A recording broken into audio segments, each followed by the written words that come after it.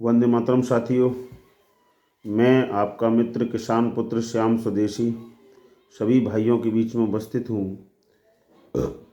एक महत्वपूर्ण विषय लेकर आज आया हूँ और सभी से निवेदन करता हूँ कि अधिक से अधिक संख्या में इस वीडियो को शेयर करते रहें। उत्तर प्रदेश में चुनाव का दौर शुरू हो गया है।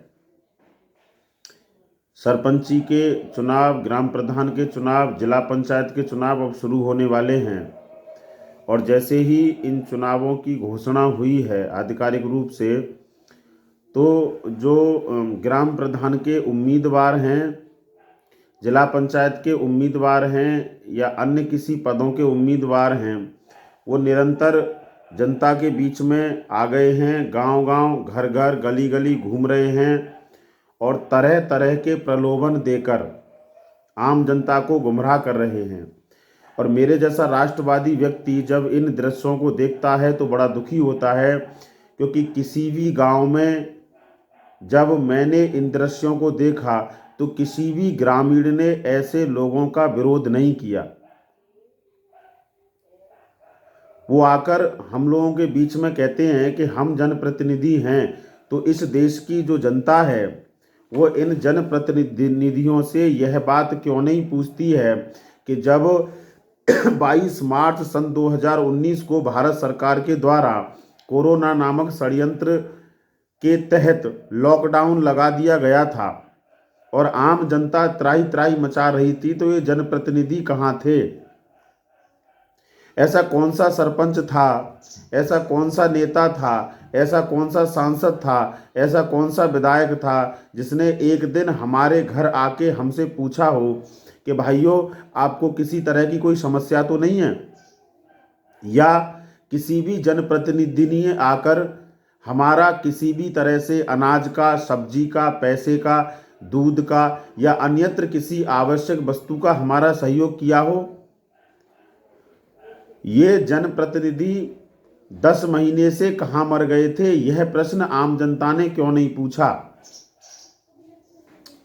आज ये गुमराह करने हम लोगों के बीच में उपस्थित हैं।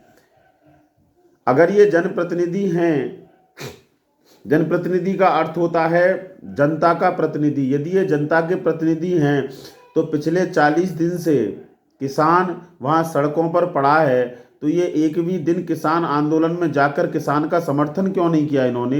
ये प्रश्न पूछना वाजिब है। दरअसल ऐसा है कि ये जनप्रतिनिधि नहीं है, ये दरअसल आपसे लूटने की आज्ञा मांग रहे हैं। वोट का मतलब क्या होता है? वोट का मतलब होता है आप किसी व्यक्ति को चुनकर उसे आज्ञा देते हो कि भैया तू जा और 5 साल आराम से लूटना। यह वोट की परिभाषा है। और वोट को दूसरी तरह से परिभाषित किया जा सकता है, लूट का लाइसेंस को वोट कहा जाता है।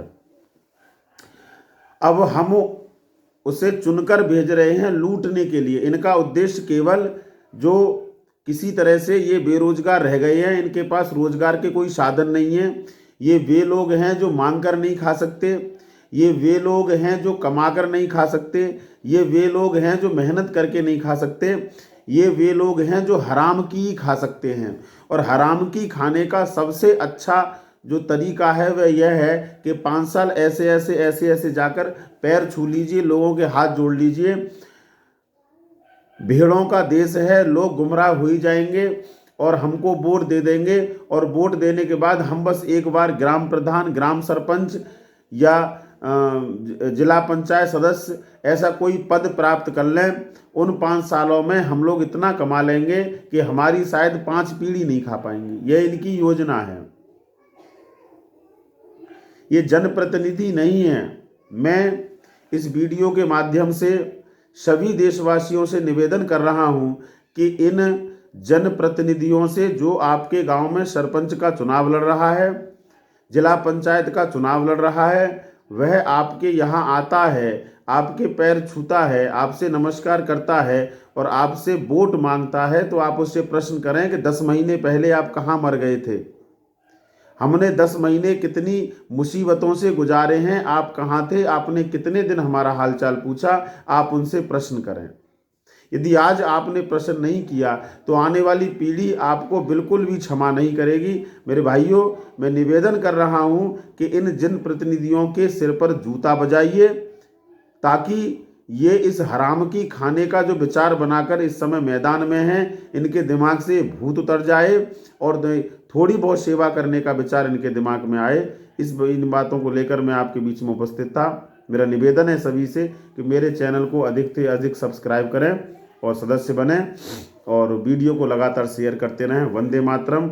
भाई राजीव दीक्षित अमर रहें।